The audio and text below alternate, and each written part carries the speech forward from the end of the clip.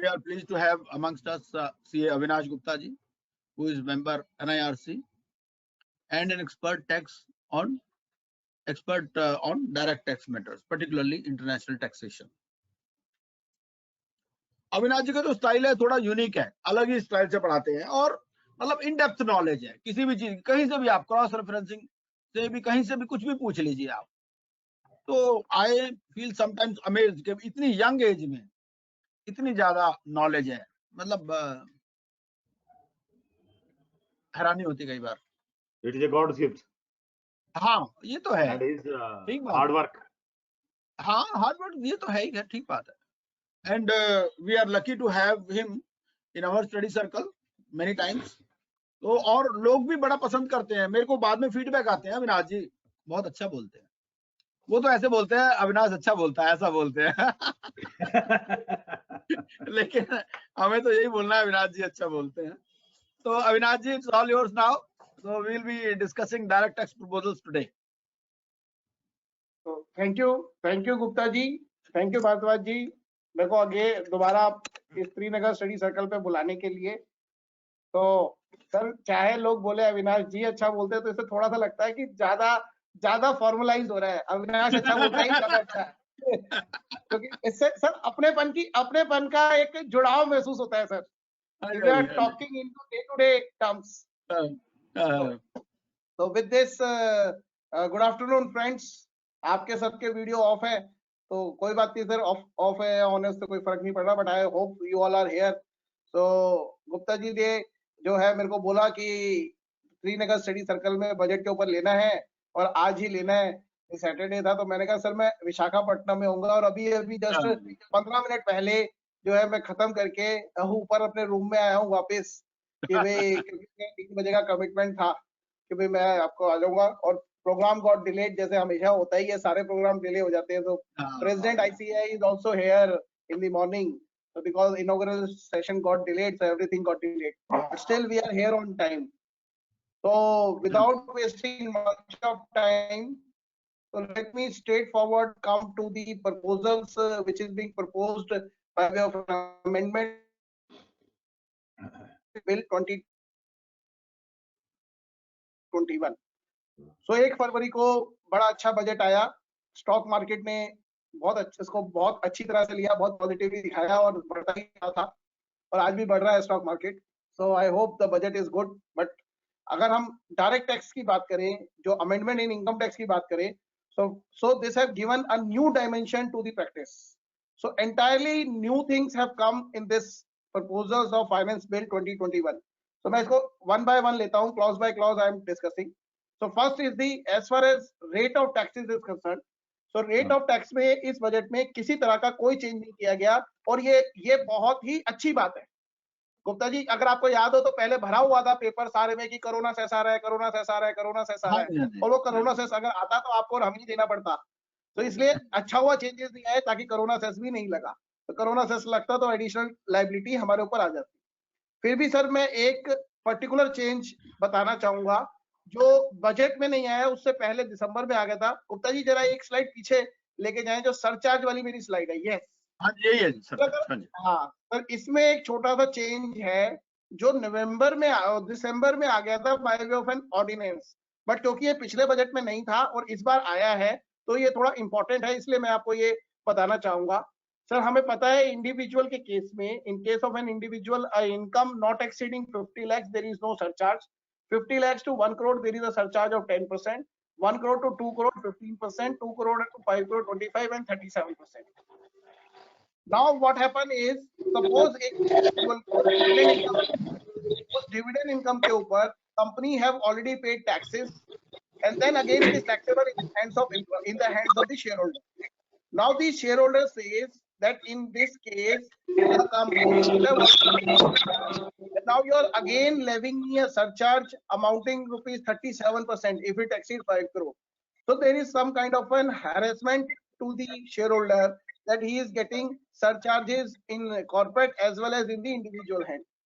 So now this ordinance what have come last year, they have made a capping that in case of an individual the maximum surcharge for AOP or actually the maximum surcharge on the dividend income, on the capital gain income under section 111A or long-term capital gain under section 112A, which is listed securities, the maximum surcharge will be applicable at the rate of 15% only.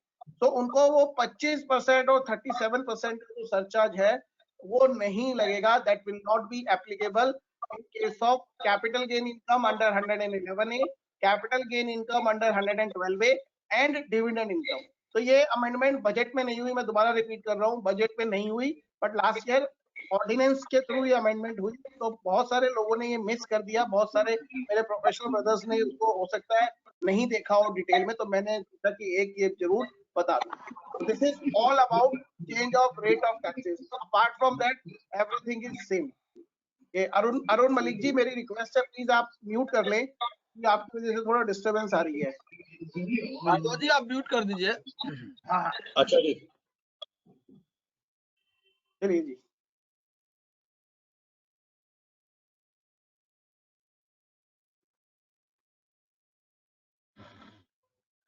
चलिए sir आगे चले. Next are the changes with respect to the individual taxation. So individual taxation में जो सबसे पहला major change आया वो provident fund और statutory provident fund, recognised provident fund और पब्लिक प्रोविडेंट फंड में आया. और अगर हमें याद हो तो लास्ट ईयर एक अमेंडमेंट आई थी. उस लास्ट ईयर एक उससे पहले होता था कि जो भी employer contribution to recognised provident fund और statutory provident fund which is not in excess of 2.5% of the salary is exempt. Even interest on that contribution is also exempt. But last budget 2020 Finance Act 2020 made an amendment that whatever contribution not exceeding 12.5% or 7.5 lakh will be exempt in the hands of employee. Remaining will be deemed to be perquisite. 7.5 lakh रुपए तक का अगर contribution employer करता है तो उसको हमने कहा एग्जेम्प्ट है. 7.5 लाख रुपए से ज्यादा करेगा या 12.5% ऑफ सैलरी से ज्यादा करेगा, दोनों केसेस में उन्होंने कहा कि this will be deemed to be a perquisite in the hands of the employee. अब एम्प्लॉयज ने क्या किया, एम्प्लॉयर कंट्रीब्यूशन तो 7.5 तक रिस्ट्रिक्ट कर दी, बट एम्प्लॉय का खुद का कंट्रीब्यूशन उसमें कितना भी डाल सकते हैं. और हमारे यहाँ section 10 clause 11 and section 10 clause 12 है. उस 11 और 12 क्लॉज में लिखा हुआ है कि जो एम्प्लॉय का खुद का कंट्रीब्यूशन है इन दी स्टैट्यूटरी प्रोविडेंट फंड या पब्लिक प्रोविडेंट फंड या रिकॉग्नाइज्ड प्रोविडेंट फंड में, उसके ऊपर जो भी इंटरेस्ट मिलेगा वो इंटरेस्ट क्या होगा, टैक्स फ्री होगा. तो इवन हम जो public provident fund PPF account में जो पैसा डालते हैं उस पैसे में जो इंटरेस्ट आता है वो भी टैक्स फ्री होता है because of section 10 clause 11. Now in दोनों सेक्शनों में उन्होंने एक प्रोवाइजो डाला और प्रोवाइजो में कहा कि अगर एम्प्लॉय का कंट्रीब्यूशन 1 अप्रैल 2021 के बाद, पहले वाला जितना है उसको एज इट इज है, उसमें कोई दिक्कत नहीं है, वो पूरा एग्जेम्प्ट है, उसका इंटरेस्ट भी एग्जेम्प्ट है. बट 1 अप्रैल 2021 के बाद अगर कोई भी कंट्रीब्यूशन एम्प्लॉय का वॉलंटरी कंट्रीब्यूशन 2.5 लाख से ज्यादा अगर हम स्टैट्यूटरी प्रोविडेंट फंड में, पीपीएफ में या रिकॉग्नाइज्ड प्रोविडेंट फंड में डालेंगे, तो जितना भी ज्यादा हम कंट्रीब्यूशन 2.5 लाख से ऊपर डालेंगे उसके ऊपर जो भी इंटरेस्ट हुआ, whatever interest liable payable under that particular fund, वो इंटरेस्ट जो हो जाएगा वो हो जाएगा tax in the hands of employee. अब मान लीजिए एक एम्प्लॉय ने 10 लाख रुपए सेल्फ कंट्रीब्यूशन कर दिया, voluntary contribution done by him is 10 lakh rupees, 2.5 lakh तक एग्जेम्प्ट है. 7.5 लाख के ऊपर जितना भी इंटरेस्ट बनेगा, लेट्स से वो 10% मिलता है इंटरेस्ट, तो जो 75,000 रुपए जो उसको इंटरेस्ट मिलेगा, that interest will become taxable in the hands of employee not only for 1 year but for the lifetime. जब तक वो इंटरेस्ट जो पैसा उसमें रहेगा तब तक ये इंटरेस्ट जो है टैक्स होता रहेगा. अब गुप्ता जी ने मेरे से पूछा फोन करके कि सर आपने ये बता दिया कि 10% जो इंटरेस्ट मिला वो टैक्स हो गया, अब इंटरेस्ट पे इंटरेस्ट भी तो मिलेगा अगले साल. जैसे मैंने 7.5 लाख रुपए कंट्रीब्यूट किया, 75,000 आया मेरे हाथ में, टैक्स हो गया, अब अगले साल मेरे को 7.5 पे भी मिलेगा प्लस 75,000 पे भी तो इंटरेस्ट मिलेगा, फिर उसके अगले साल 75,000, 7.5 लाख और 75 के इंटरेस्ट पे भी इंटरेस्ट मिलेगा, तो उसका क्या होगा. तो उन्होंने ये पावर ली है कि that they will prescribe rules and according to those rules they will say that how the interest will be taxable in the hands of employee.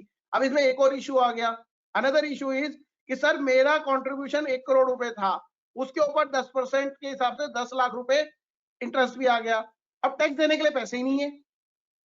So whether it will be taxable every year or it will be taxable only on the withdrawal at the end of the on the date of retirement itself.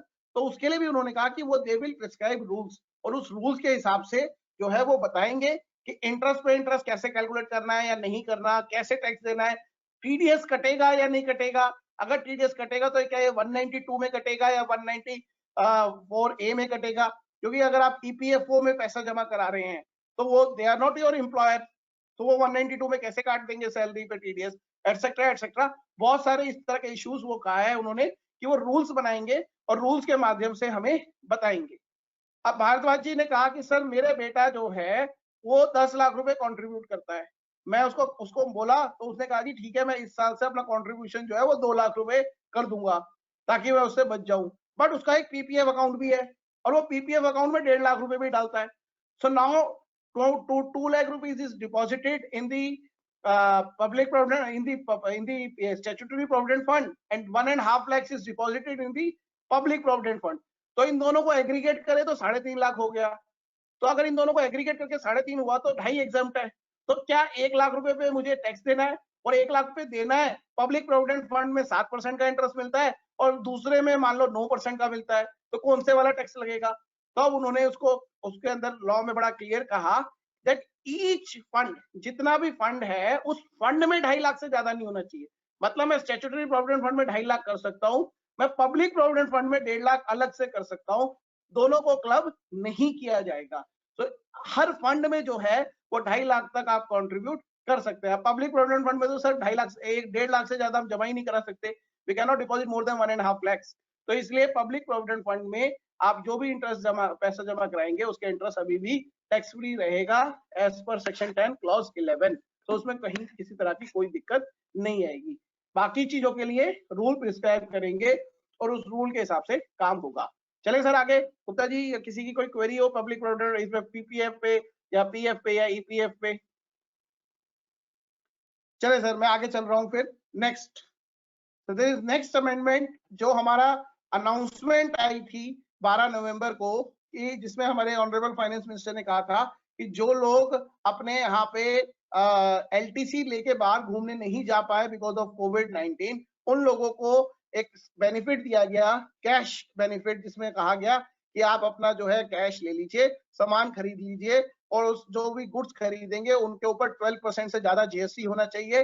Bye check आप जो है खरीदेंगे सामान, और जितने रुपए का सामान खरीदेंगे उसका 1/3 आपको जो है हम एग्जम्पशन देंगे सब्जेक्ट टू मैक्सिमम ऑफ 36,000 पर पर्सन. और जब आपको यहाँ पे बेनिफिट दे देंगे तो उसके बाद आप जो है इसमें इसके बदले में एलटीसी फ्यूचर ईयर्स में जो ब्लॉक है वो 4 साल के ब्लॉक में दोबारा से एलटीसी क्लेम नहीं कर सकते. तो वो जो स्कीम उन्होंने बोली थी, अनाउंस की थी, नाउ सेक्शन 10(5) में उसको इनकॉर्पोरेट करते हुए सेम स्कीम उन्होंने 10(5) में एग्जम्पशन दे दी है, जिसमें आपको एलटीसी के बदले में सामान खरीदना है, 12% से ज्यादा लायबल होना चाहिए जीएसटी के लिए, चेक से खरीदेंगे और उसके ऊपर जो है मैक्सिमम जितना खरीदेंगे उसका 1/3 और 36,000 पर पर्सन तक का एग्जम्पशन मिलेगा.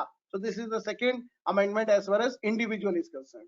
थर्ड, अफोर्डेबल हाउसिंग स्कीम एक हमारे यहाँ चालू हुई थी. उस अफोर्डेबल हाउसिंग स्कीम में ये कहा गया था कि अगर कोई फर्स्ट टाइम बायर्स हैं, मतलब यंग सैलरीड एम्प्लॉइज हैं अगर, तो उनको ये कहा गया था कि आप 45 लाख रुपए तक का कोई भी घर खरीद लो. आप जो भी घर खरीदोगे उसके ऊपर हम 24B में 2 लाख रुपए की डिडक्शन देंगे उस लोन के इंटरेस्ट की as a self occupied house. उसके बाद भी अगर कोई आपका लोन इंटरेस्ट बच गया तो उस इंटरेस्ट को हम डिडक्शन देंगे अंडर सेक्शन 80 EEA. लेकिन वो डिडक्शन तब मिलेगी जब 1 अप्रैल 19 से लेकर 31 मार्च 21 तक आप लोन सैंक्शन करा लेना. अगर आपने लोन सैंक्शन करा लिया है तो उसके ऊपर हम आपको ये 1.5 लाख की एडिशनल डिडक्शन अंडर 80 EEA देंगे. इस डिडक्शन का जो मियाद है वो 31 मार्च 2021 को खत्म हो रही थी. Now this was extended by 1 year. Now the person can take the loan up to 31 March 2022. और अभी तो आपको पता ही है कि हमारी केजरीवाल सरकार ने दिल्ली के अंदर सर्कल रेट 6 महीने के लिए 20% कम कर दिए हैं. तो अगर, और इसमें लिमिटेशन थी कि 45 लाख से ज्यादा का घर नहीं होना चाहिए। तो अब आप अगर दिल्ली में कोई आप 50 लाख का, इवन 55 लाख का भी ले लोगे, तो अब उसका सर्कल रेट 20% नीचे आ गया है, तो 45 लाख के बीच में आ सकता है। तो उसमें आपको ये बेनिफिट अगर किसी को अवेल करना है तो वो अवेल कर सकता है, लेकिन उसके पास कोई और घर नहीं होना चाहिए। तो this is an amendment with respect to affordable housing scheme. Next, fourth amendment with respect to individuals is about in section 89A. अब जरा इसको सर जरा ध्यान से समझिएगा कि ये 89A की क्या अमेंडमेंट की है। तो गुप्ता जी ने क्या किया, गुप्ता जी ने एक रिटायरमेंट फंड में पैसा लगाया। इन्होंने कहा इंडिया में तो सब ऐसे ही है, मैं यूएस के एक रिटायरमेंट फंड में पैसा लगाता हूं। हेलो, हाँ जी सर, मैं ऑडिबल हूँ, अगर नहीं हो तो सर बता देना मेरे को बीच में। आवाज नहीं आ रही गुप्ता जी आपकी? हाँ, आप बिल्कुल ऑडिबल है सर, मैंने भी खुद को म्यूट किया हुआ है। हाँ जी, हाँ जी, आप ऑडिबल हैं। Okay sir, okay. इशारे से भी बता देना सर, अगर मैं नहीं आ रही, आवाज नहीं आ रही तो मेरे को इशारा कर देना, ठीक है सर। चलिए सर, गुप्ता जी ने क्या किया, इन्होंने कहा कि भाई अब जो है रिटायरमेंट नजदीक आ रही है, तो he have invested in an retirement fund, but इन्होंने इंडिया की बजाय एक फॉरेन में रिटायरमेंट फंड में इन्वेस्ट किया। इन्होंने, मैंने कहा जी कब किया, कहते जी मैं 55 ईयर्स का हो गया हूं अब, और मैं इसको इन्वेस्ट कर रहा हूं और अगले 5 सालों तक या 6 सालों तक करूंगा, और 60 ईयर्स की एज में मुझे इसमें से पैसा मिल जाएगा। या बहुत सारे इंडिविजुअल्स ऐसे हैं जो बाहर ही रहते हैं, बाहर ही काम करते हैं, and when they are working abroad they have taken and invested in these retirement funds. Now when they came back to India and they become resident and ordinary resident here, so they have to declare this fund, this money in their ITR in the foreign assets schedule. अब ये मेरे पास आए, कहते हैं sir ये foreign assets में मेरे को डिक्लेयर करना है क्योंकि मैं तो अब रेजिडेंट एंड ऑर्डिनरी रेजिडेंट हूँ। तो मैं कहा जी कितने पैसे इन्वेस्ट करे हैं, ही सेड 1 करोड़ रुपए इन्वेस्ट किया है। उस 1 करोड़ के ऊपर एक साल में इनको मान लीजिए 10 लाख रुपए का एडिशन हुआ, इंटरेस्ट के फॉर्म में, डिविडेंड के फॉर्म में, कैपिटल गेन के फॉर्म में। तो कैपिटल वैल्यू जो है, fund value have increase from 1 crore to 1 crore 10 lakh. मैंने कहा जी because you are an individual and you are liable to pay tax on this 10 lakh rupees. तो इन्होंने अपना चुपचाप अपना रिटर्न भरा, उसमें 10 लाख रुपए दिखाया और उसके ऊपर टैक्स दिया, काम खत्म। When he become 56, he again shown 10 lakh rupees. तो 55, 56, 57, 58, 59 ईयर्स तक ये हर साल अपना 10-10 लाख रुपए जो भी इनकम हुई उसके ऊपर ये टैक्स देते रहे। अब now he become 60 during the financial year. जब 60 पर हो गए तब इनका जो इनकम 1 करोड़ रुपए इन्वेस्टमेंट था वो 1 करोड़ इनका बढ़ के 1 करोड़ 50 लाख हो गया, और इन्होंने अपना 60 ईयर्स की एज पे वो पैसा विड्रॉ किया। When he withdrawn that money, the company have given them 1 crore 50 lakh, but they said this become taxable in that country, और उसके ऊपर मान लीजिए 20% टैक्स उस कंट्री में कट गया। तो 50 लाख के ऊपर इन्होंने 20% टैक्स उस कंट्री में दिया, 10 लाख रुपए, बाकी 40 लाख प्लस प्रिंसिपल अमाउंट जो 1 करोड़ था, 1 करोड़ 40 लाख रुपए इनके इंडियन बैंक अकाउंट में क्रेडिट हो गया। जब इनके इंडियन बैंक अकाउंट में क्रेडिट हुआ तो उस साल में मान लीजिए इनकी इनकम 10 लाख थी, 10 लाख के ऊपर इनका इंडिया का टैक्स बना 30% के हिसाब से 3 लाख। तो इन्होंने, गुप्ता जी ने मेरे को कहा कि सर ये जो मैं 10 लाख रुपए दूसरी कंट्री में टैक्स दे के आया हूँ, क्या ये 10 लाख रुपए का मुझे बेनिफिट मिलेगा इंडिया में? हमने कहा पक्का मिलेगा। तो इस कि सर इस साल ये 10 लाख रुपए का बेनिफिट ले लो। हमने कहा जी मैक्सिमम डबली टैक्स इनकम कितनी है? जो 10 लाख करंट ईयर का है, उसके अलावा तो कुछ है नहीं, तो उतने उसके ऊपर टैक्स बना 3 लाख, तो आपको 3 लाख रुपए का बेनिफिट मिलेगा, बाकी 7 लाख रुपए पे कोई बेनिफिट नहीं मिलेगा। मैंने कहा क्यों नहीं मिलेगा? मैं कहा because this income you have already offered for tax in the past years. तो पिछले सालों में जब आपने इसके ऊपर टैक्स दिया, उस साल तो कोई फॉरेन टैक्स दिया नहीं था, तो इनका 7 लाख रुपए क्या हो गया? वेस्ट हो गया। अब इसको सरकार ने समझा और उन्होंने एक अमेंडमेंट डाली कि अगर कोई इनकम जो रिटायरमेंट फंड में आई थी इनकम, वो आपने अक्रूवल बेसिस पे इंडिया में टैक्स दे दिया और दूसरी कंट्री में टैक्स लगा जब आप विड्रॉ करोगे तब, तो जो विड्रॉल पे टैक्स लगा उसका बेनिफिट हम पिछले सालों की इनकम पे, क्योंकि आपने ऑलरेडी इंडिया में टैक्स दिया हुआ है, उसको हम टैक्स क्रेडिट देंगे। और उसके लिए कैसे देंगे, कौन सा फॉर्म बनाएंगे, एटसेट्रा एटसेट्रा, वो उसके लिए we will notify rules.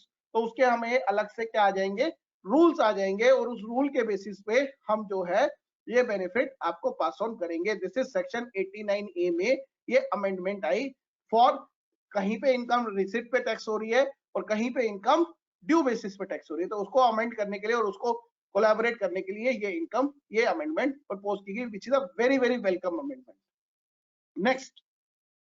Next है भारद्वाज जी ने क्या कर रखा है, भारद्वाज जी ने जो है पॉलिसियां ले रखी है, ULIP unit linked insurance policy 50-50 lakh की पॉलिसी ले रखी है, हर साल 50 लाख रुपए इन्वेस्ट कर देते हैं। और हमारे गुप्ता जी जो है वो कहते हैं कि सर मैं यूलिप वूलिप में विश्वास नहीं रखता, मैं तो डायरेक्ट इन्वेस्टमेंट में विश्वास रखता हूँ।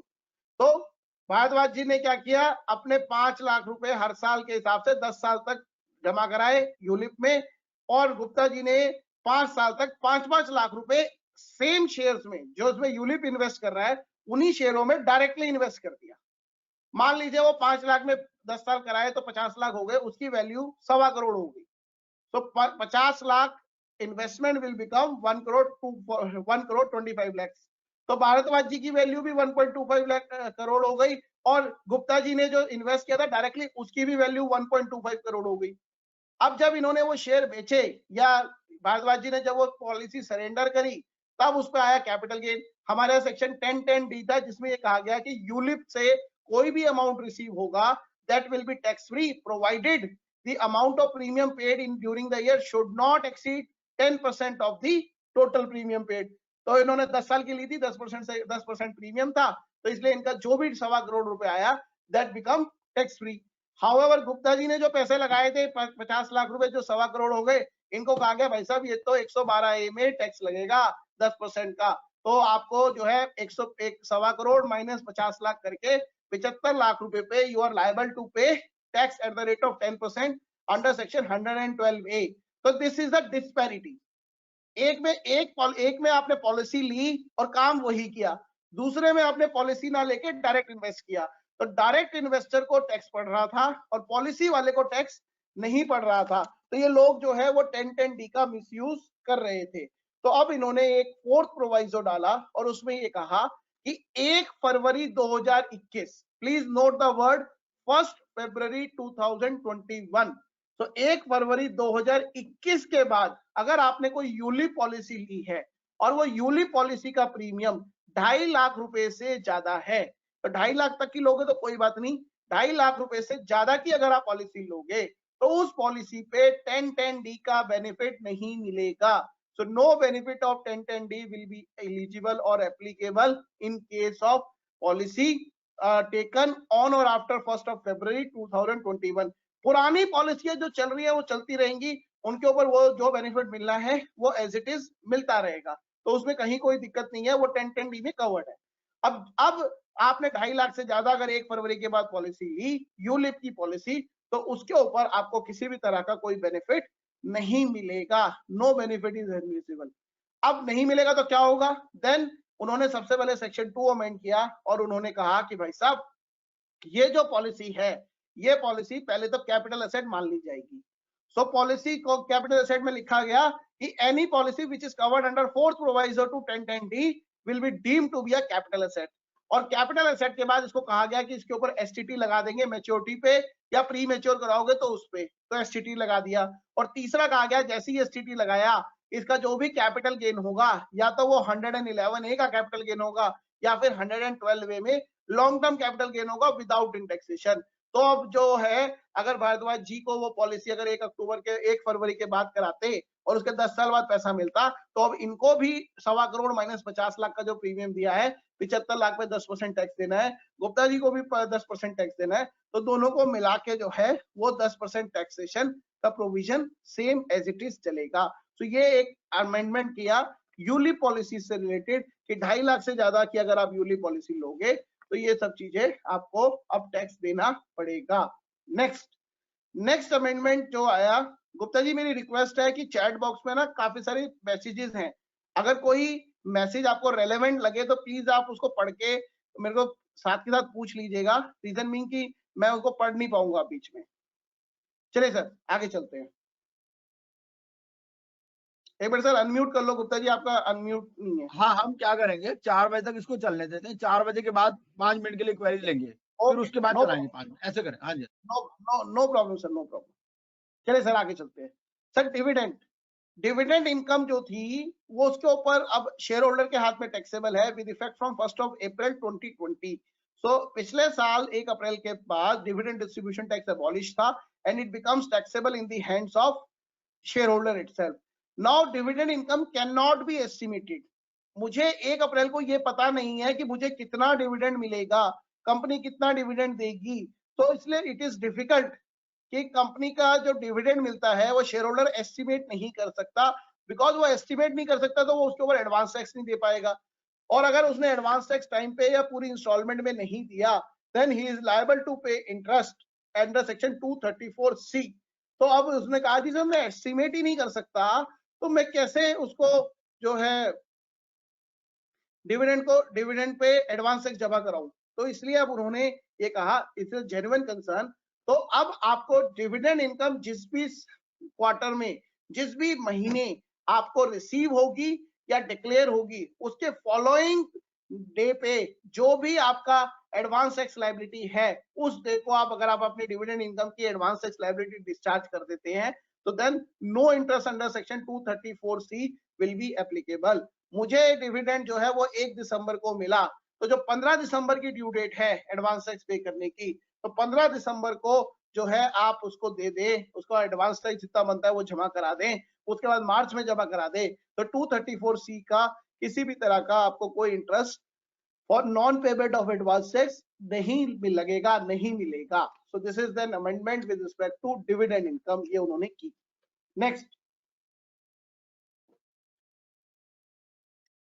नेक्स्ट उन्होंने एक अमेंडमेंट करी जो बहुत बड़ी अमेंडमेंट है। जैसा कि पार्लियामेंट में कहा गया कि सुपर सीनियर सिटीजन जितने हैं 75 इयर्स एंड अबव वाले, उन लोगों को रिटर्न फाइल करने की कोई आवश्यकता नहीं है। So any person who is of the age of 75 और more is not required to file return of income under section 139(1) if they have only pension income और इंटरेस्ट इनकम।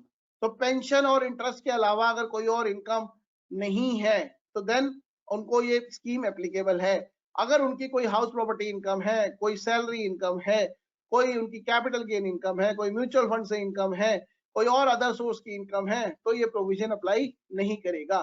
तो the person should be more than 75 years of age, the person should have only salary income or pension or interest income. Then this person has to move all his bank accounts, all his fixed deposit into one specified bank. तो एक specified bank वो करेंगे, उस specified bank में एक ही bank account रख सकता है, वो उसमें रख लेगा। उसके बाद वो अपनी एक डिक्लेरेशन फर्निश करेगा बैंक को stating his income as well as chapter 6 से डिडक्शन एंड अदर थिंग्स।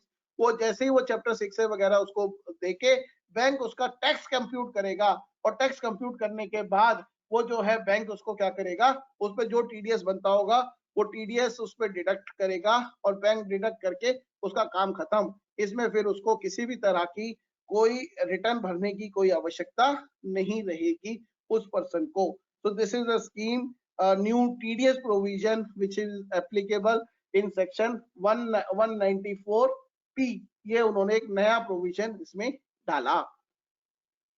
ये सर सिर्फ इंडिविजुअल से रिलेटेड जितने चेंजेस थे वो मैंने यहाँ पे ले लिए। अब आगे चलते हैं सर बिजनेस के चैप्टर में। मोस्ट कंट्रोवर्शियल इशू कि late deposit of PF ESI after the due date whether it is allowable और इट इज नॉट अलाउएबल। और हमें पता है कि दिल्ली हाईकोर्ट की जजमेंट थी in the case of ML limited, supreme court की जजमेंट थी in the case of Vinay cements etcetera. उसमें ये बड़ा क्लियरली कहा गया कि जो late deposit of PF ESI का कंट्रीब्यूशन है वो 43B में जमा होता है, एम्प्लॉयर कंट्रीब्यूशन हो या एम्प्लॉय कंट्रीब्यूशन हो, दोनों के दोनों। बट अब उन्होंने ये क्लैरिफिकेशन दे दिया। हाउएवर केरला हाई कोर्ट का जो है रिवर्स डिसीजन था। अब ये डिस्प्यूट को सेटल करते हुए उन्होंने कहा कि 3615A में ही ये कवर होगा, 43B में नहीं होगा। मीनिंग देयर बाय कि कोई भी late deposit of PF ESI किसी भी तरह का होगा तो late deposit of PF ESI का क्या होगा, वो आपका जो है वो टैक्सेबल हो जाएगा in the hands of the employer और वो 43B में कवर नहीं होगा। It will not be covered under 43B। तो इसको आगे से ध्यान रखिएगा। और उसको जो भी है उसको चेक कर लीजिएगा। और ये एक्सप्लेनेशन के थ्रू ऐड किया गया है। जब भी एक्सप्लेनेशन होती है तो वो रेट्रोस्पेक्टिव इम्पैक्ट से होती है। हाउएवर मुझे ऐसा लगा, बताया गया कि पुराने केसेस नहीं खोलेंगे, लेकिन जो केसेस अपील में है उनका क्या होगा पता नहीं। तो let the appellate will take its own course कि वो किसको टैक्सेबल करते हैं या नहीं करते। तो ये टाइम बताएगा कि कैसे क्या होता है। बट फिलहाल आगे के लिए तो क्लियर हो गया कि लेट डिपॉजिट अगर आपने तो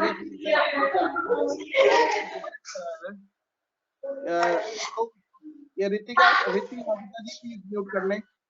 तो अगर आपने कोई भी लेट डिपॉजिट और पीएफ ईएसआई कराया है आपने मतलब आपके क्लाइंट ने, तो अब उसको क्या होगा, वो डिसअलाउ होगा, आप उसको ऐड बैक करना पड़ेगा उसको इनकम के अंदर। सो this is an amendment which is being proposed retrospectively. चलिए सर, वैसे अमेंडमेंट तो 21-22 से है, लेकिन क्योंकि एक्सप्लेनेशन की तरह से ऐड किया है तो उसका रेट्रोस्पेक्टिव इम्पैक्ट हो जाएगा। नेक्स्ट, M&A की दुकान बंद। तो मर्जर एंड एक्विजिशन की दुकान बंद हो गई है। मर्जर एंड एक्विजिशन में क्या होता था, गुप्ता जी बड़ा समझिएगा। तो 100 करोड़ की कंपनी की वैल्यू है, मैं उसको अगर 130 करोड़ में खरीद लेता था तो 30 करोड़ रुपए मेरे को क्या होता था, कहता था ये गुडविल है, this I have given them for the goodwill of the company. और ये गुडविल को मैं ब्लॉक ऑफ एसेट में ले जाता था और ब्लॉक ऑफ एसेट में इसको इंटेंजिबल एसेट मान के इसके ऊपर 25% डेप्रिसिएशन क्लेम कर लेता था। और over a period of time this is allowed as an expenditure. But अब उन्होंने क्या कह दिया, अब उन्होंने कह दिया सेक्शन 2 में जो ब्लॉक ऑफ एसेट की डेफिनेशन है 211 में, उसमें कह दिया कि गुडविल ऑफ अ बिजनेस और profession will not form part of block of asset. तो ब्लॉक ऑफ एसेट में गुडविल का पार्ट, गुडविल को हम ब्लॉक ऑफ एसेट का पार्ट नहीं मानेंगे, it will not be classified as a goodwill. उसके बाद हमने कहा कि 32 के अंदर अगर कोई गुडविल ऑलरेडी ब्लॉक का पार्ट बनी हुई है पुराने सालों में और उसके ऊपर आप डेप्रिसिएशन ले रहे हैं, तो इस साल डेप्रिसिएशन में जितना WDV का बचा है उतने पार्ट पे आपको डेप्रिसिएशन नहीं मिलेगा, no depreciation will be allowed to you. और उसके बाद कैपिटल गेन में अमेंड किया कि अगर ये गुडविल सेल्फ जनरेटेड गुडविल है तो कोई इसकी कॉस्ट नील है, बट अगर ये गुडविल आपने आगे फर्दर बेची, यहाँ पे जनरेट करी, खरीदी और इसको फर्दर बेचा, तो बेचने में जो भी कंसिडरेशन प्राइस है वो हमें पता है, लेकिन इसमें से कॉस्ट हम माइनस कर देंगे। और कॉस्ट में अगर मान लीजिए ऑलरेडी आपने कुछ डेप्रिसिएशन ले लिया पिछले सालों में, तो जितना डेप्रिसिएशन क्लेम कर लिया है उतना पार्ट आपकी कॉस्ट से भी कम कर देंगे। तो मान लीजिए मैंने 30 करोड़ में खरीदी थी, 2 साल का डेप्रिसिएशन उनपे 11 करोड़ रुपए में ले चुका हूं और अब मैं इसको 50 करोड़ में बेचता हूं, तो 50 करोड़ सेल प्राइस हो गया, कॉस्ट इसकी 30 minus 11 crore already taken as expense, तो 19 करोड़ रुपीस मेरा क्या होगा, वो मेरी कॉस्ट मानी जाएगी और वो लॉन्ग टर्म शॉर्ट टर्म के हिसाब से इंडेक्स होनी है, जो भी होनी है वो होगा। और रिमेनिंग अमाउंट पे मुझे क्या करना पड़ेगा, कैपिटल गेन टैक्स देना पड़ेगा। सो 3 मेजर चीजें करनी है, आगे से नहीं मिलेगा, ऑलरेडी ले लिया तो उसको WDV से माइनस कर लो, और जब सेल करोगे तो सेल करते समय कॉस्ट माइनस होगी और कॉस्ट में से जितना डेप्रिसिएशन ले लिया वो माइनस करके कॉस्ट कंप्यूट करोगे। तो ये हमारे को अमेंडमेंट दी गई with respect to the goodwill purchased goodwill of a business or profession. Next amendment, tax audit 44AB। Tax audit के केस में जो लिमिट है 5 करोड़ की वो 10 करोड़ कर दी गई। वो क्या है सर, टैक्स ऑडिट में लिखा हुआ है 44AB में कि आपको टैक्स ऑडिट कराना है अगर आपकी ग्रॉस रिसीट 1 करोड़ से, बिजनेस के केस में 1 करोड़ से ज्यादा नहीं है और प्रोफेशन के केस में 50 लाख से ज्यादा है, और अगर बिजनेस के केस में 1 करोड़ से ज्यादा है। बट उसके नीचे एक प्रोवाइजो डाला गया और उस प्रोवाइजो में ये कहा गया कि अगर आपकी टर्नओवर 5 करोड़ से कम है और 95% से ज्यादा रिसिप्ट एंड 95% से ज्यादा पेमेंट्स जो है अदरवाइज देन कैश है, तो टैक्स ऑडिट की लिमिट 1 करोड़ से बढ़कर 5 करोड़ हो जाएगी। तो this is what the provision says like this. अब इन्होंने 5 करोड़ की लिमिट बढ़ा के 10 करोड़ कर दी है कि अब 10 करोड़ तक की अगर आपके कोई टर्नओवर है लेस देन 10 करोड़ और 95% payment and 95% receipt otherwise than cash है, तो now you can go for non tax audit. तो सिंपल बैलेंस शीट बनाओ और बैलेंस शीट बना के रिटर्न में डालो और फाइल कर दो। सो this is what is the amendment in 44AB। एक अमेंडमेंट उन्होंने करी 44ADA। अब ADA क्या कहता है, ADA है हमारा presumptive tax system for professionals. तो उन्होंने पहले अमेंडमेंट से पहले सेक्शन था कि any person whose gross received from profession does not exceed 50 lakh rupees may claim their income at 50% or such higher about, and they are not required to maintain any books of account, and they are also not required to get the accounts audited. तो उसको किसी तरह का कोई audit कराने की आवश्यकता नहीं है. अब now any person word have been replaced by any individual, any HUF, any firm other than LLP. मतलब LLP अब 44 ADA का बेनिफिट नहीं ले सकता, लेकिन HUF ले सकती है और HUF प्रोफेशन कर सकती है. कैसे करेगी मुझे नहीं मालूम, बट देयर लॉ सेज कि कर सकती है. गलती से HUF as it is copy paste हो गया, अदरवाइज ऑब्जेक्टिव जो था वो LLP को 44 ADA से बाहर निकालना था. सो अब LLP को ना ही 44 AD मिलेगा और ना ही 44 ADA मिलेगा, तो दोनों ही उसको क्या कर दिया गया, छोड़ दिया गया. Next is an amendment with respect to affordable housing scheme. जो 80 IBA में था कि अगर कोई डेवलपर अफोर्डेबल हाउसिंग स्कीम में घर बनाता है तो उससे जो भी उसको प्रॉफिट होगा वो 5 साल तक एग्जेम्प्ट होगा, 100% डिडक्शन मिलेगी. अब इसको थोड़ा उन्होंने एक्सपेंड किया. पहली बात तो उसकी जो डेडलाइन थी वो 31 मार्च 2021 थी, उसको एक साल बढ़ा के 22 कर दिया. दूसरा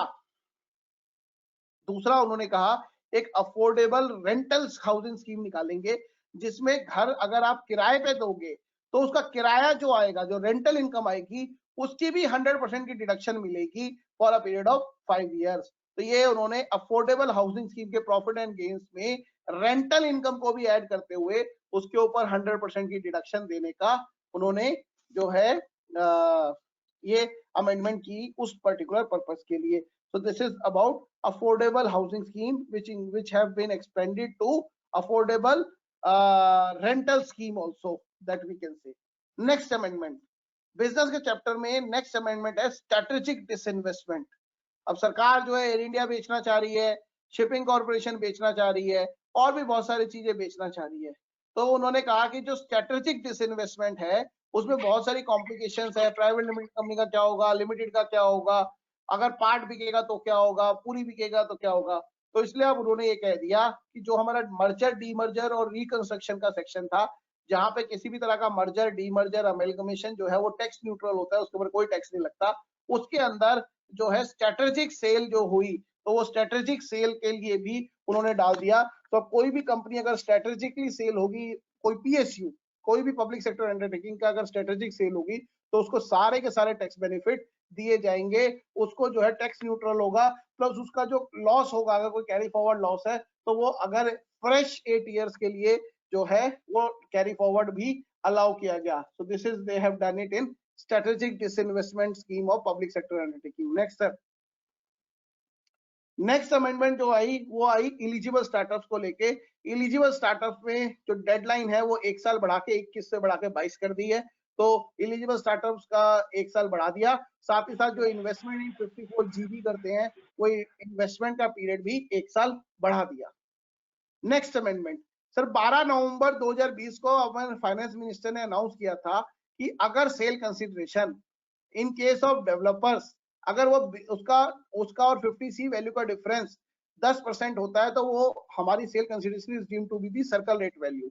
बट इस 10% को उन्होंने बढ़ाकर 20% किया था और कहा था कि कुछ टाइम के लिए ये काम होगा. वो कुछ टाइम नहीं बताया था कि कब होगा. 12 नवंबर से जो है उन्होंने कहा था ये चालू होता है, कब तक होगी ये नहीं बताया था. अब बजट में ये अमेंडमेंट आई और 43 CA में ये उन्होंने अमेंडमेंट डाली और ये कहा कि अगर कोई रियल एस्टेट डेवलपर जिसके पास प्रॉपर्टी स्टॉक इन ट्रेड में है, वो अगर अपनी प्रॉपर्टी बेचता है और उसकी वैल्यू जो है वो सर्कल स्टैम्प ड्यूटी वैल्यू उसके 20% के अंदर है from 12 November 2020 till 30 June 21. 30 June 21 important date है. तो 30 जून 21 तक अगर ये होता है तो उसके बीच में जो कुशन है 10% का that have increased that cushion have increased to 20%. so ये जो कुशन है ये इसमें 10% का कुशन जो है वो 20% पे इंक्रीज कर दिया है with effect from 12 November 2020 till 30 June 21. इसको जो है इस पीरियड में ये पीरियड क्या है बढ़ा दिया है.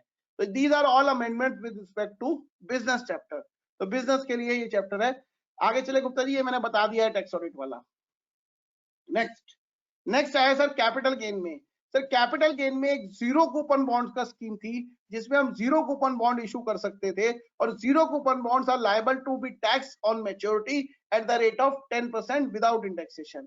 तो ये हमारा जीरो कूपन बॉन्ड जो है टैक्सेबल था। बट ये जीरो कूपन बॉन्ड जो है वो इंफ्रास्ट्रक्चर कैपिटल कंपनी इशू करती थी, इंफ्रास्ट्रक्चर कैपिटल फंड इशू कर सकता था, बट डेट फंड को अलाउड नहीं था। तो अब इंफ्रास्ट्रक्चर डेट फंड भी जीरो कूपन बॉन्ड इशू कर सकता है, और उस जीरो कूपन बॉन्ड पे कैपिटल गेन लगेगा 10% के हिसाब से। तो इंफ्रास्ट्रक्चर डेट फंड भी जो जीरो कूपन बॉन्ड इशू करेंगे, इसके ऊपर भी अब हमें टैक्स का 10% का बेनिफिट दे दिया गया। Next is slump sale. Next कह रहे हैं गुप्ता जी, स्लम सेल के केस में क्या हुआ सर, हमारा सेक्शन 2 जो है वो स्लम सेल को डिफाइन करता था। सेक्शन 2 कहता था कि if all the assets and liabilities of the undertaking is sold for a monetary consideration, then it as a ongoing basis, then it is treated as slum sale. अब हमारे लोगों ने क्या किया, टैक्स पेयर्स ने प्लानिंग करी कि monetary consideration की बजाय नॉन मॉनेटरी कंसिडरेशन में करने लगे। एक यूनिट बेच दी और दूसरी यूनिट बदले में खरीद ली, तो स्वैपिंग कर ली। तो कहा कि भाई साहब स्वैपिंग के ऊपर तो कैपिटल गेन लगेगा ही नहीं, बिकॉज वहां पे लिखा हुआ है व्हेन इट इज सोल्ड और transferred for a monetary consideration. तो अगर मॉनेटरी कंसिडरेशन नहीं है तो स्लम सेल नहीं होगा।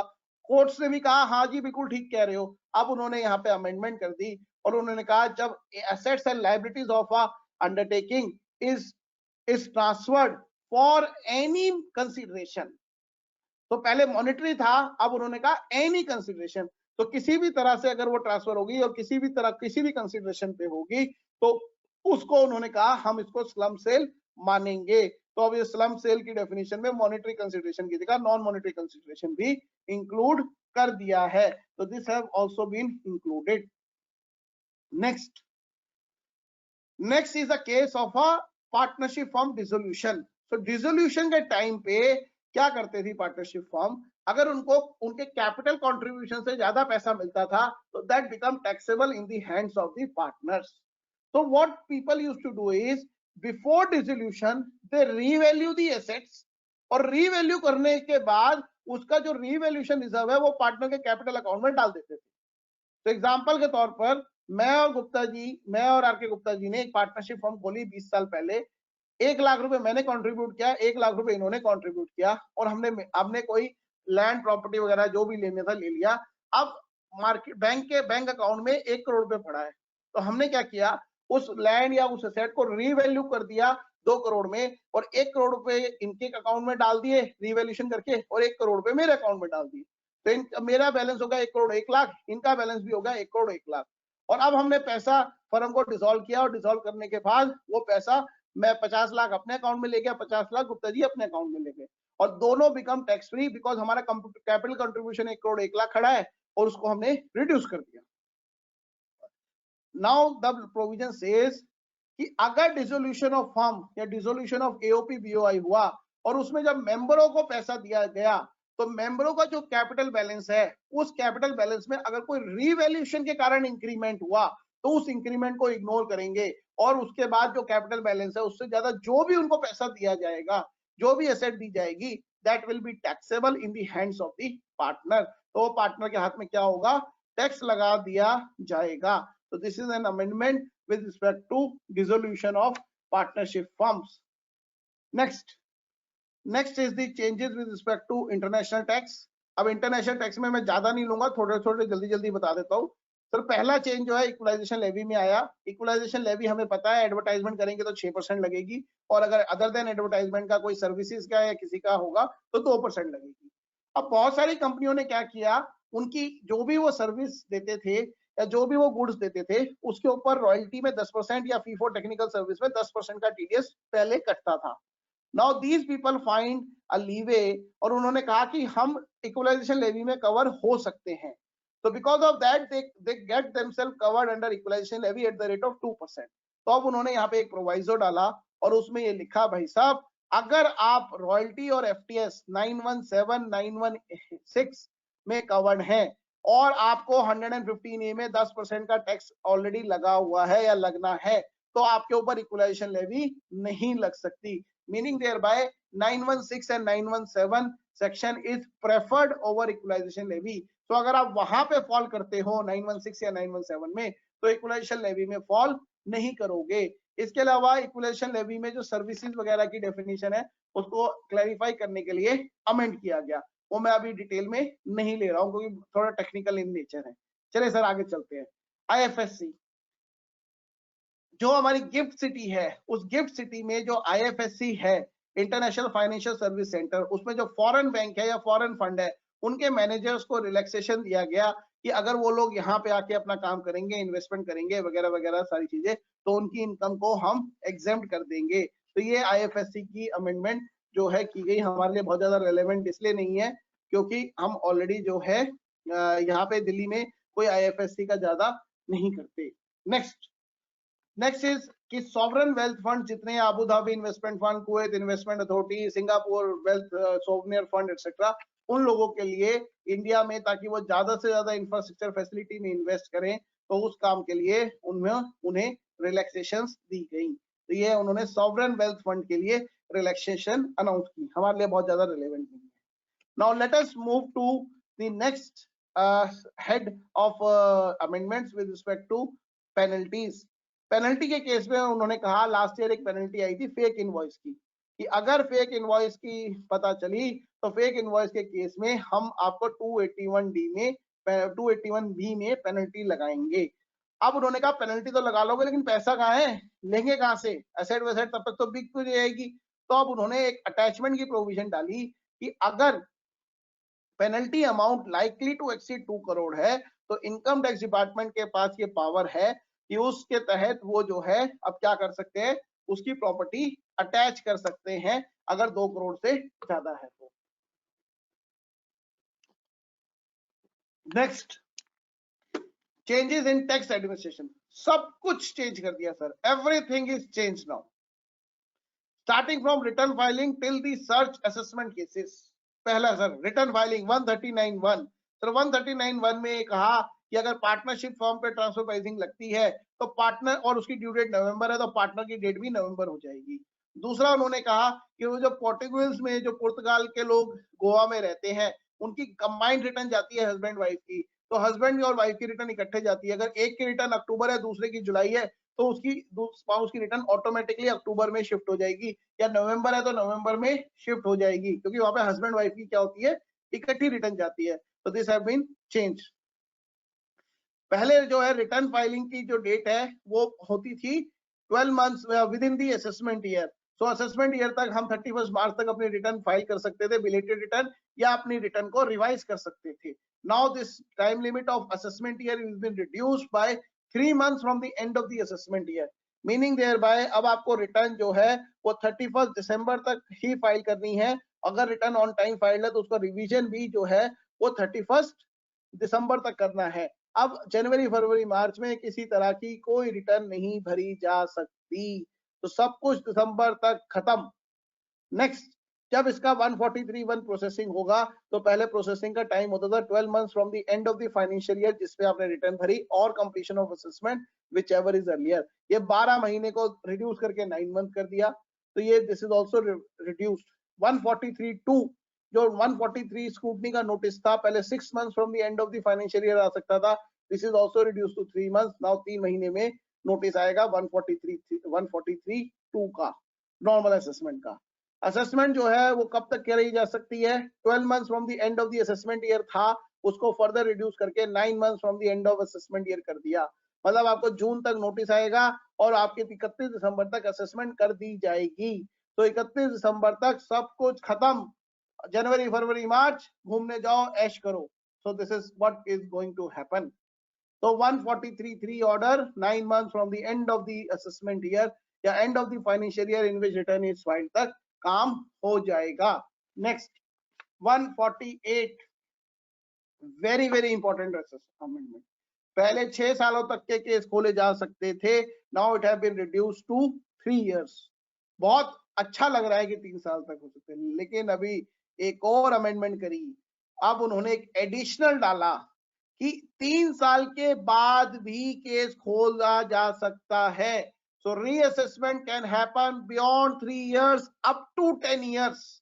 If in any year AO finds any evidence where the income escaped or likely to escape is exceeding rupees 50 lakh, अगर किसी भी साल में 50 लाख से ज्यादा की इनकम अगर उसे पता चली, तो उस केस में अगर 50 लाख से ज्यादा की इनकम है तो उस केस में उसे 10 साल तक का पीरियड दे दिया गया. Now he can do it for next 10 years. वो 3 साल के बियॉन्ड भी क्या कर सकता है, वो आपको केस ले जा सकता है अगर उसको पता चले कि 50 लाख से ज्यादा की कोई भी इनकम है. चलिए नेक्स्ट. अब 148 देने का प्रोसीजर था कि 148 का नोटिस आता था. जीके एंड रिवन शॉफ्ट में सुप्रीम कोर्ट ने ये पूरा प्रोसेस बनाया था. नोटिस आने के बाद आप रिटर्न फाइल करते थे. रिटर्न फाइल करने के बाद उससे ऑब्जेक्शन रीजन मांगते थे. रीजन के बाद अगर आपको ठीक नहीं लगते थे तो ऑब्जेक्शन फाइल करते थे. उस ऑब्जेक्शन को वो डिस्पोज ऑफ करता था और उसके बाद असेसमेंट होती थी और 147 का ऑर्डर पास होता था. तो दिस इज द प्रोसेस. अब उन्होंने कहा नहीं, अब उन्होंने एक नया सेक्शन डाला 148A. 148A कहते हैं कि अगर कोई भी रीअसेसमेंट करनी है, उसके पास कोई इंफॉर्मेशन है, तो सबसे पहले तो कमिश्नर के पास चला जाए या प्रिंसिपल कमिश्नर के पास चला जाए, और 3 साल के लिए है तो इनके पास, और 3 साल के बियॉन्ड है तो चीफ कमिश्नर के पास, और उनको कहे कि मेरे पास ये इंफॉर्मेशन है और मैं इसका रीअसेसमेंट करना चाहता हूं. तो पहले भी प्रिंसिपल की सेटिस्फेक्शन लेते थे, अब उन्होंने सीसी की सेटिस्फेक्शन भी डाल दी अगर 3 साल से ऊपर है तो. और अगर ये 3 साल के ऊपर में अगर वो गया, अगर वहां पे जो है उसको परमिशन मिल गई, तो अब वो आपको एक शो कोज नोटिस इशू करेगा. तो पहले तो सीधा नोटिस आता था रिटर्न फाइल करो, अब वो आपको क्या करेगा, he will issue a show cause notice. इस शो कोज नोटिस में कहेगा कि मैं आपकी असेसमेंट क्यों ना खोल दूं, मैं क्यों ना इसके ऊपर आपको जो है आपकी रीअसेसमेंट कर दूं. और इस शो कोज नोटिस का आपको क्या करना है, you have to file a proper legal जवाब, proper legal reply, and this reply should contain why this reassessment proceeding should not be instituted or initiated against the assessee. अब उसका जो show cause notice का जवाब आया, if he feels that कि यार ठीक है, he is okay with it, मतलब उसका लगा कि ये जवाब ठीक है, तो वो आपकी प्रोसीडिंग वहीं पे ड्रॉप कर देगा. वहां पे जैसे ही उसने ड्रॉप करी, तो ड्रॉप करने के बाद आपका मामला खत्म. बट अगर वो सेटिस्फाइड नहीं है, then he will issue a notice under section 148. फिर आपको रिटर्न भरेगा और रिटर्न भरने के बाद असेसमेंट करेगा, 147 का ऑर्डर पास करेगा. However, ये जो प्रोसेस मैंने आपको बताया, ये प्रोसेस अप्लाई नहीं करेगा. मतलब no show cause notice can be issued in following 3 cases. First, if the reassessment is undertaken because of an audit objection by CAG. CAG के ऑडिट ऑब्जेक्शन की वजह से अगर आपने किसी तरह का कोई रीअसेसमेंट का नोटिस इशू किया है और रीअसेसमेंट करी है, तो उस केस में आपको किसी तरह का कोई शो कोज नोटिस इशू नहीं होगा. दूसरा, अगर उसका जो रीअसेसमेंट है कोई रिस्क बेस्ड असेसमेंट, वो जो 360 डिग्री प्रोफाइलिंग है, वो जो प्रोजेक्ट इनसाइट की वजह से प्रोफाइलिंग है, अगर उसकी वजह से अगर आपका कोई रीअसेसमेंट का नोटिस है, तो उस केस में भी उसके कारण रीअसेसमेंट हो रही है, तो उस केस में भी आपका किसी भी तरह का कोई शो कोज नोटिस नहीं करेगा. दूसरा उन्होंने बोला, तीसरा उन्होंने बोला कि अगर उसके पास कोई इंफॉर्मेशन किसी के सर्च में, सर्वे में, या कोई ईडी के जो रिक्विजिशन आती है या कोई इलेक्शन कमीशन की रिक्विजिशन आती है, उसके केस में अगर आया, तो उस केस में भी अगर वो 3 साल का अगर वो नोटिस है, उसके पास कोई मटेरियल है जो सीज हुआ है, कोई कैश है, कोई गोल्ड है, कोई बुलियन है, तो उस केस में भी किसी भी तरह का कोई शो कोज नोटिस नहीं दिया जाएगा, डायरेक्टली 148 दे दिया जाएगा, और उसमें आपको कोई रीजंस टू बिलीव वगैरह कुछ नहीं दिए जाएंगे. सीधा रिटर्न भरो और असेसमेंट करा लो. तो this is the new thing which have started under under 148 और bye incorporating a new 148A section. तो 148 के हिसाब से उन्होंने कर दिया. इसी तरह से सर्च केसेस में जो 6 साल का ब्लॉक होता था, अब 6 साल की जगह 3 साल का ब्लॉक होगा, और 4 साल से लेकर 10 साल के बीच में अगर 50 लाख एनी ईयर, पहले एग्रीगेट था कि एग्रीगेट 50 लाख से ज्यादा है तो 10 सालों के केस खुलेंगे. अब उन्होंने कहा कि किसी भी साल में अगर 10 लाख से ज्यादा है, वो 50 लाख से ज्यादा हो गया, तो आपके वो वाला केस जो है वो उस साल का खोला जा सकता है अंडर 153 वाले जो सर्च के मैटर होंगे वो उसके अंदर।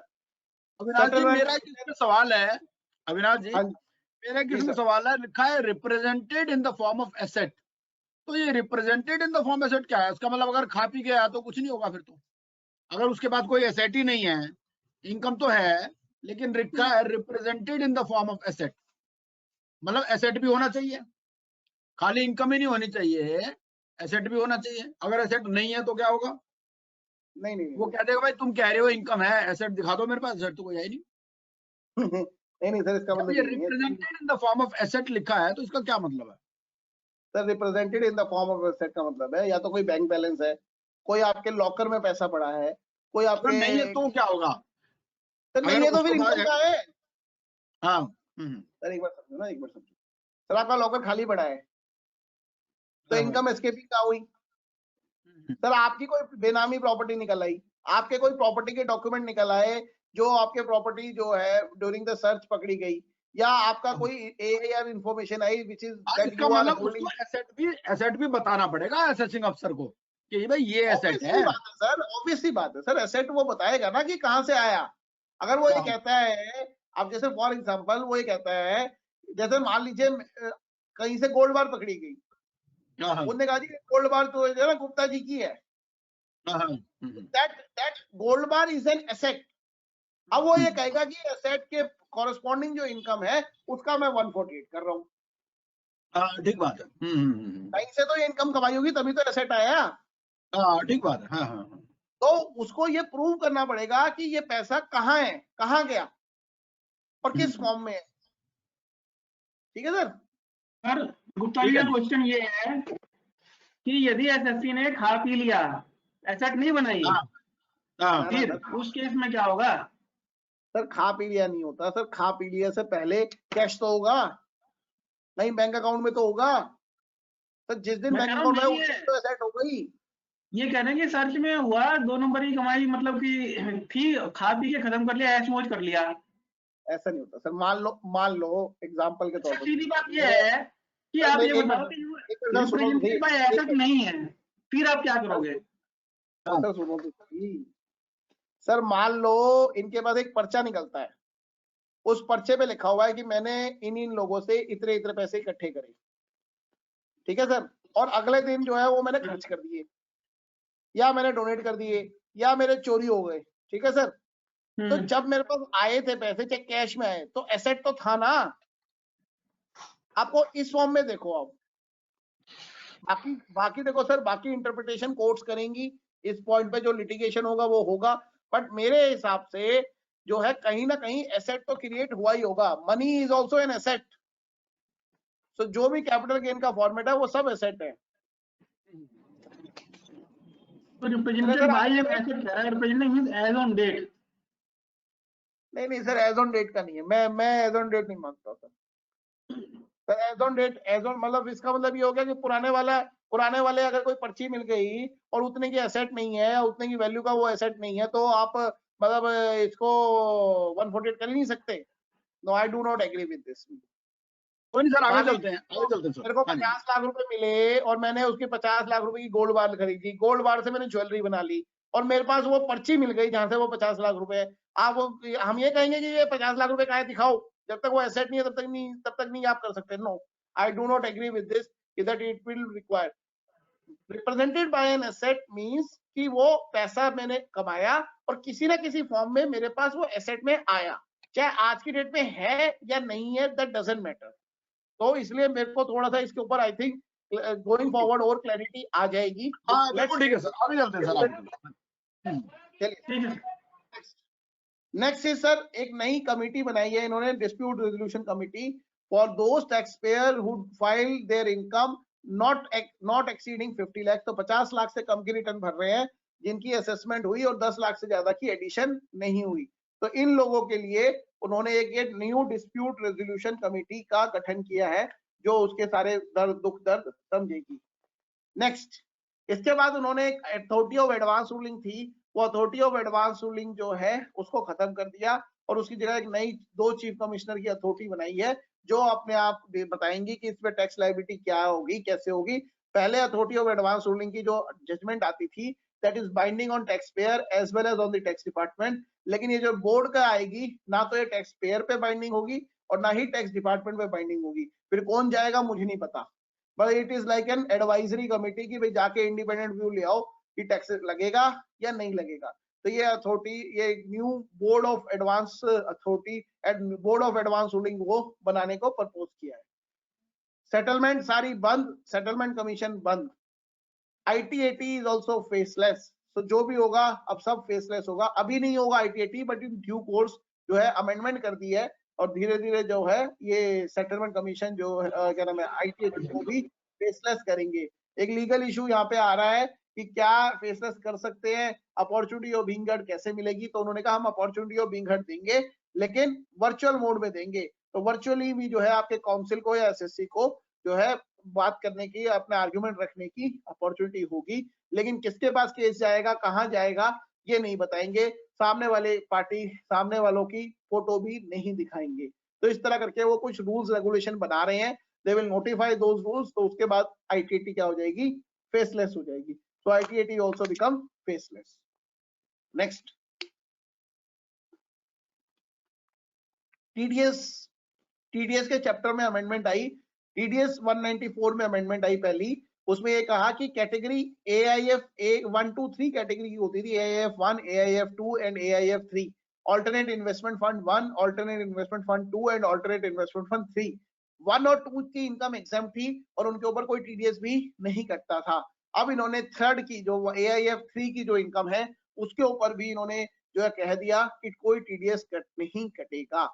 दूसरा एक FII का केस है 196D, जहां पर 20% का TDS कटता था ऑन डिविडेंड इनकम। अब उसमें कह दिया 20% और DTA का rate which ever is beneficial. तो दोनों में से जो बेनिफिशियल होगा उसके हिसाब से ये TDS उसमें कटेगा इन case of dividend income under section 194 और 196D। अब जरा सर ये वाला जो नया एक सेक्शन उन्होंने इंट्रोड्यूस किया है 194Q, जरा इसको सर ध्यान से समझिएगा क्या है।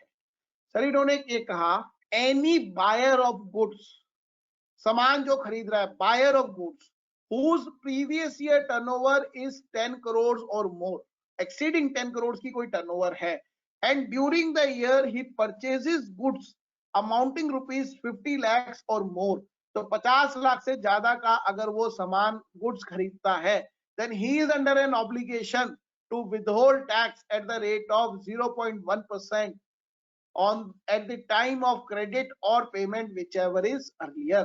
तो जैसे ही मैं वो सामान खरीदूंगा और उसके ऊपर मुझे 50 लाख से ज्यादा का सामान है तो 0.1% के हिसाब से मुझे क्या करना पड़ेगा, TDS विदहोल्ड करना पड़ेगा। उस TDS विदहोल्ड के ऊपर ही मुझे वो काम करना पड़ेगा।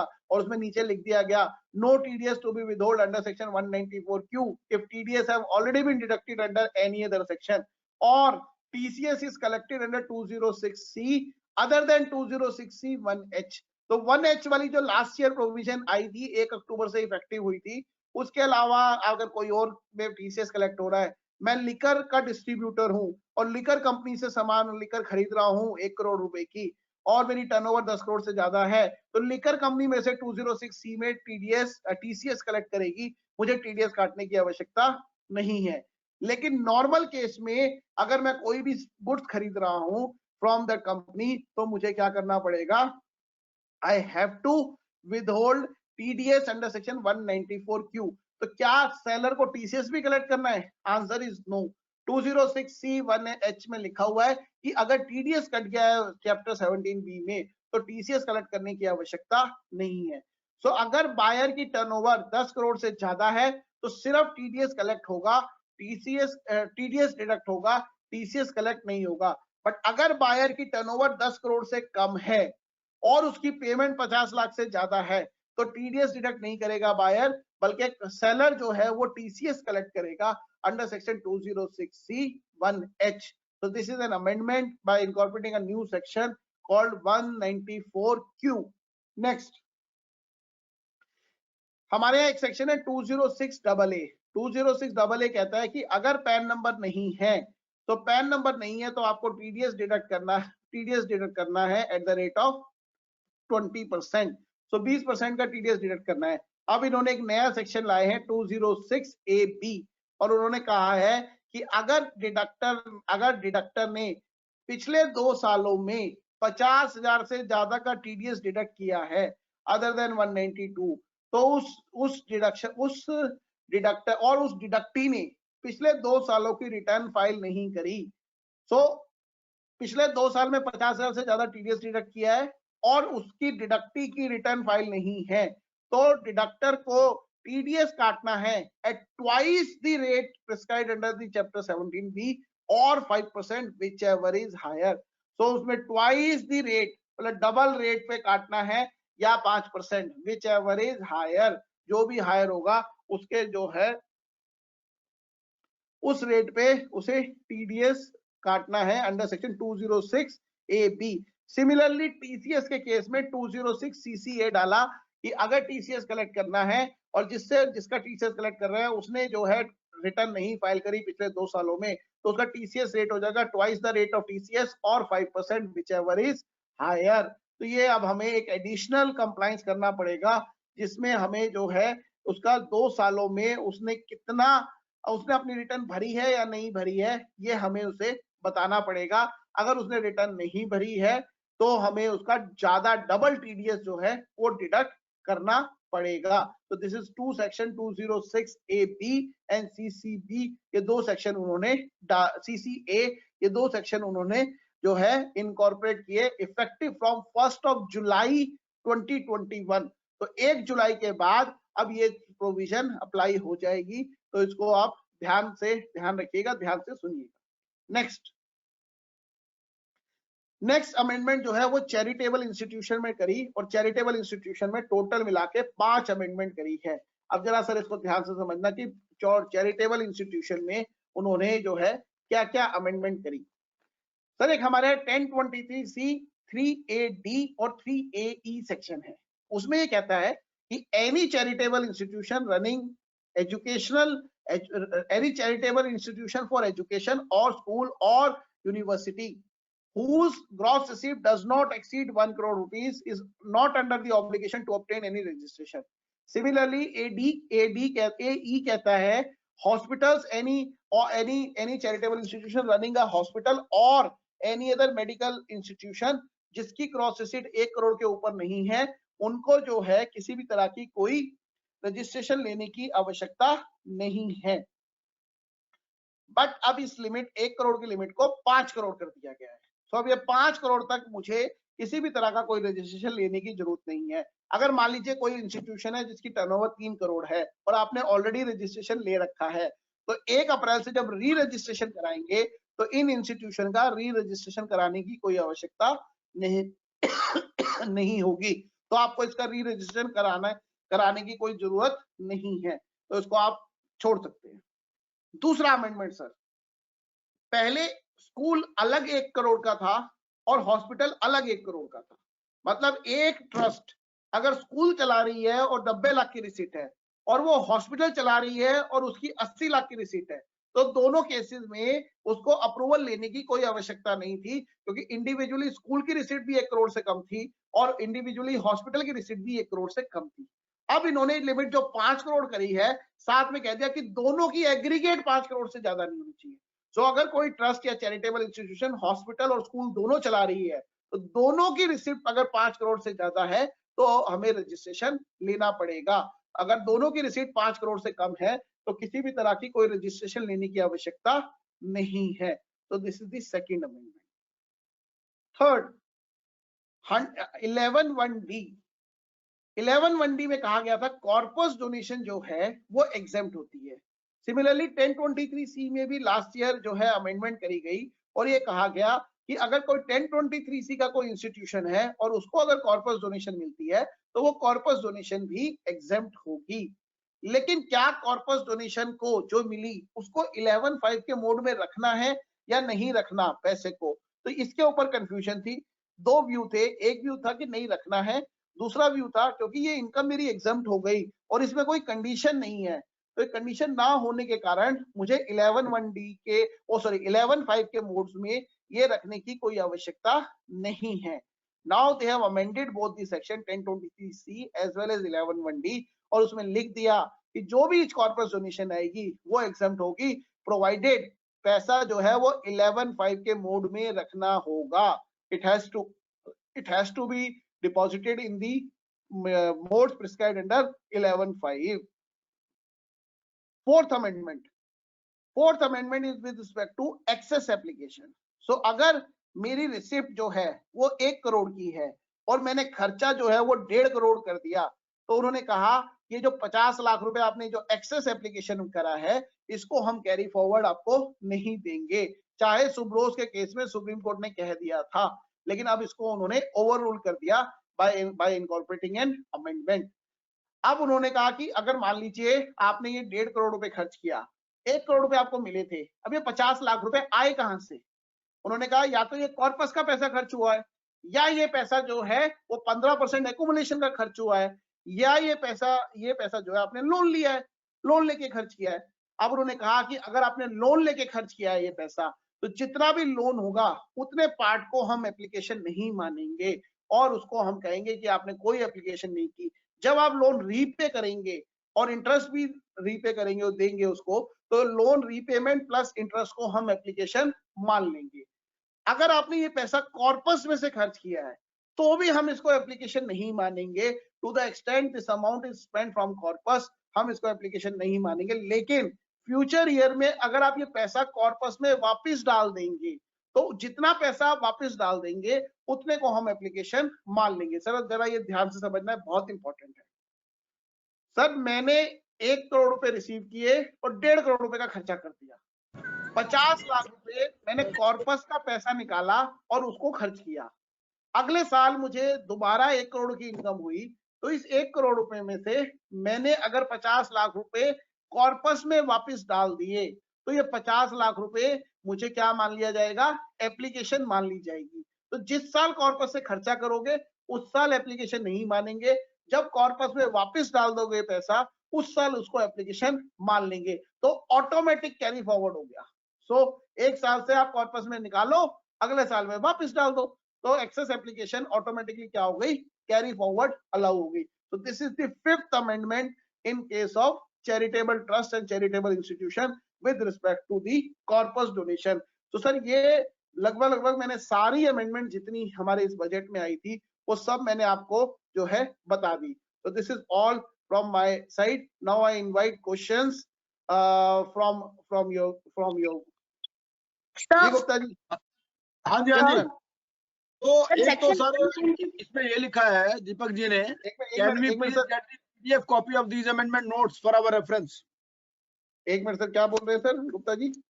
इन्होंने बोला है कि दीपक जी बोल रहे हैं कि हमें इनकी पीडीएफ कॉपी मिल जाएगी क्या ये अमेंडमेंट नोट्स की? सर बिल्कुल मिलेगी, क्यों नहीं मिलेगी सर। मैंने ऑलरेडी बहुत सारे लोगों को मेल कर रखी है। हाँ, बिल्कुल आपने मेल की है। हाँ जी हाँ जी। आपके पास है और तो आप अपना ना ईमेल आईडी एक बार बता दीजिए कि जो लोग भी आप ये लेना चाहते हैं तो उनको मिल जाएगी। आपका बड़ा सिंपल है, ca@avinash.gmail.com पे आप मेरे को जो है ईमेल कर दें, या मेरे मोबाइल नंबर पे 9810751999 पे व्हाट्सएप कर दे। मैं आपको व्हाट्सएप पे ये ईमेल कॉपी भेज दूंगा। नहीं तो हमारी अपनी वेबसाइट है www.aptllp.com। उस aptllp.com पे आपको फेस पे ही जो है ये डाउनलोडेबल वर्जन में मिल जाएगी, नहीं तो गूगल कर ले, वहां पे भी मिल जाएगी। तो ये सारे ऑप्शंस अवेलेबल हैं। ca@avinashgupta@gmail.com या 9810751999 पे व्हाट्सएप पे ले लें। हाँ जी रीति जी, आप कुछ क्वेश्चन पूछ रही थी। सर 194Q जो इंट्रोड्यूस हुआ है टीडीएस का सेक्शन, उसमें मुझे 50 लाख का थ्रेशोल्ड गुड वाइज लेना है या फिर ड्यूरिंग द फाइनेंशियल ईयर मेरे को लेना है 50 lakh? During the financial year. During the end sir second question is, जो हमें एम्प्लॉयर या एम्प्लॉय का जो कंट्रीब्यूशन होता है पीएफ या ईएसआई में, वो अगर हम रिस्पेक्टिव लॉ के ड्यू डेट के अंदर नहीं करते हैं but before filing the income tax return हम लोग डिपॉजिट कर लेते हैं, तो दैट विल बी डिसअलाउड या फिर एडेड बैक? मैडम इसमें क्या है, अगर आप बिजनेस का चैप्टर पढ़ेंगे तो बिजनेस के चैप्टर में लिखा हुआ है सेक्शन 28 में कि जो भी इंप्लॉय से आप उनका पैसा काटेंगे first it will be added to your income, और उसके बाद 36(1)(5)(a) में लिखा हुआ है कि अगर ड्यू डेट से पहले जमा करा देंगे तो it is allowed as deduction. So technically तो उन्होंने ये कहा है कि डिडक्शन नहीं मिलेगी, बट प्रैक्टिकली हम बात करें तो हम ऐड तो करते ही नहीं है। तो हमारा ये है कि जितना भी अगर ड्यू डेट के बाद जमा होगा उतनी इनकम में ऐड हो जाएगा। So due date will be considered income tax due date ना? No, due date of the respective PF act 15 तारीख और 21 तारीख। Respective PF Act. It will be that respective law. As well as respective ESI Act. Okay sir, thank you sir. Thank you sir. हाँ जी sir, next question Gupta ji. और भी कोई member कोई question पूछना चाहे तो अपने को अनम्यूट कर सकते हैं और डायरेक्टली अविनाश जी से पूछ सकते हैं।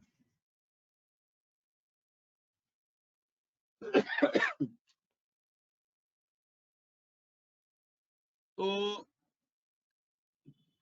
आई don't think sir there are any more questions. तो अविनाश जी अभी भी विशाखापट्टनम में है। हाँ 11 से 1 बजे तक वहां था, वो भी थोड़ा डिले हुआ, फिर 3 से 5 यहाँ हमारा सेशन लिया, उसके बाद अब शाम को फ्लाइट पकड़नी है। नहीं सर, अभी एक सेशन और है। अरे वाह अच्छा वहीं पर है जी। 5:30 बजे से नहीं वर्चुअल है, सफदरजंग स्टडी सर्कल का। अब तो ग्लोबल है, कहीं भी होते अमेरिका में ले सकते हैं। हाँ मतलब वो तो वहीं विशाखापट्टनम में ही बैठे बैठे लेंगे आप। हाँ सर, यहीं से लेंगे। हाँ जी, नहीं ये विशाखापट्टनम वाला तो फिजिकल था ना, वो तो वर्चुअल नहीं था सर। वो तो सुबह वो मॉर्निंग में हो गया सर, विशाखापट्टनम का तो मैं मॉर्निंग में ले लिया। हाँ वही कह रहा हूँ ना। हाँ। तो अभी आप दिल्ली तो नहीं आए, वहीं हो आप? नहीं 9 बजे की फ्लाइट है सर। हाँ वही ना। हाँ। और कल सुबह फिर जाना है। अरे वाह जी, बहुत हिम्मत है आप लोगों की। और मैं तो चाहता हूँ कि आप जैसे लोग लीड करें प्रोफेशन को। और बाई चांस है हमारा सौभाग्य, हमारे साथ सीए दीपक गुप्ता जी भी बैठे हुए हैं, तो वो भी आपको नमस्कार कर रहे हैं। अविनाश जी नमस्कार, कैसे हैं? नमस्कार दीपक जी, बहुत बढ़िया सर। चलिए सर, आपको अगर कोई भी दिक्कत हो किसी भी तरह की इनकम टैक्स में, तो मैं दोबारा से रिक्वेस्ट कर रहा हूँ या दोबारा से आपको बता रहा हूँ कि आप मेरे को व्हाट्सएप डाल दीजिए। हो सकता है कई बार फोन ना उठा पाऊँ, जैसे अभी भी मैं अपना मोबाइल देख रहा हूँ तो मेरे पास 52 मिस कॉल्स है, क्योंकि मैं सेशन लिया और बैक टू बैक ये सेशन लिया तो उठा नहीं पाया। तो आप मेरे को प्लीज व्हाट्सएप डाल दीजिए, मैं नॉर्मली व्हाट्सएप पे इमीडिएटली रिप्लाई कर देता हूँ। जैसे डाइस पे बैठे हैं, कहीं बैठे हैं, तो इमीडिएटली व्हाट्सएप पे रिप्लाई किया जा सकता है। तो आप व्हाट्सएप पे मेरे से जरूर बात कर लें अगर आप किसी तरह से कोई क्वेश्चन पूछना चाहते हैं और मैं फोन ना उठा रहा हूँ। अगर फोन उठा लिया तो मैं बता ही देता हूँ सारी चीजें, फिर भी अगर कुछ हो तो व्हाट्सएप पे आप मेरे से पूछ सकते हैं। तो Bhagwat ji for concluding remarks. Avinash ji, we are highly thankful to you for your wonderful presentation on budget and for sparing your valuable time for guiding our members. बहुत मजा आता है आपकी बातें सुन के, और मैं फिर वही बोलूंगा दोबारा, अविनाश बहुत अच्छा बोलता है। Thank you sir, thank you. Thank you all the participating members for your presence. Avinash ji, with your kind permission, we would like to upload this presentation on the web, this YouTube channel of our study circle, sir. Sir, this is your presentation, sir, and presentation is made by Gupta ji, so this is the property of Gupta ji now. और हमारा तो sir personally कुछ है नहीं, सब कुछ ही profession का है। बिल्कुल। So nice of you, sir. Thank you very much. Thank you very much, sir. Thank you very much for inviting me, and thank you very much for the patient hearing. Thank you, Avinash ji. We are really thankful to you and thankful to all the participants for their valuable presence. Thank you all. Thank you. Thank you. Okay, sir.